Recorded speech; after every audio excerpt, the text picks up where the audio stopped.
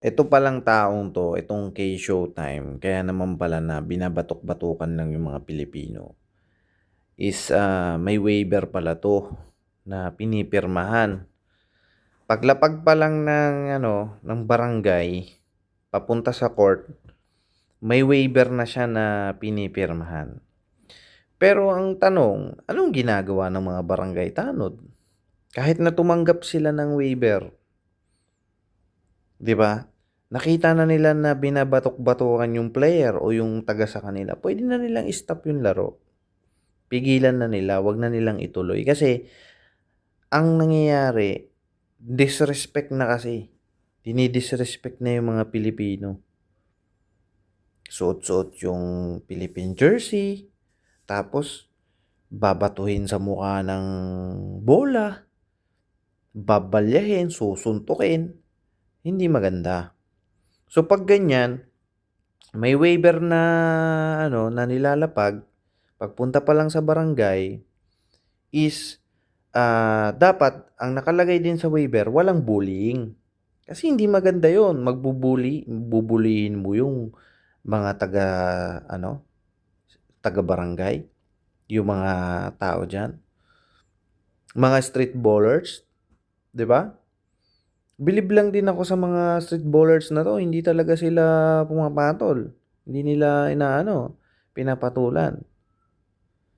Pero kung ako sa inyo kahit na may bayad pa 'yan dahil, napapahiya na kayo, sobra-sobra na, nakikita rin ng mga magulang niyo kung paano kayo batok-batukan diyan, is 'wag niyo na lang labanan.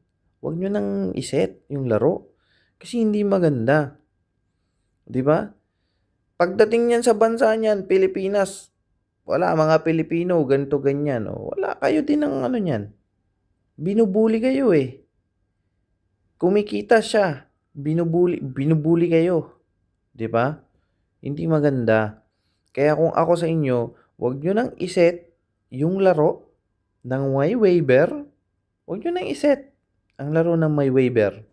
Tsaka abisuhan niyo yung tumatanggap ng waiver na, paano 'yan, may waiver siyang nilalapag tapos nambubully siya.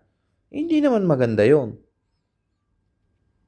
Kaya naman pala tatlong tao lang diyan sa ano, sa court ang kasama niya, tatlong bodyguard na kalahi niya. Tapos ang dami-daming Pilipino, binabatukan, hinahampas yung mukha, walang ginagawa kasi may waiver, 'di ba? Although okey naman 'yun, may waiver for safety para sa kanya. Pero yung i-disrespect niya yung mga Pilipino dun sa streets, sa ano, sa court, hindi maganda.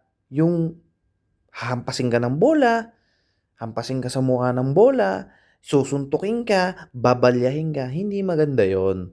Although ang Pilipino nami-physical 'yan pagka sa laro ng ano, hindi naman nawawala 'yan, nagkaka-body-body. Pero hindi naman gano'n ka yung alam mo yung ganyan na parang binubully ka na, hindi naman gano'n. Kahit papaano may respeto ang Pilipino. Kaya saludo pa rin pala ako sa mga tao diyan, sa court na 'yan, kasi kahit papaano may ano sila, yung, pasensya, mahaba yung pasensya nila.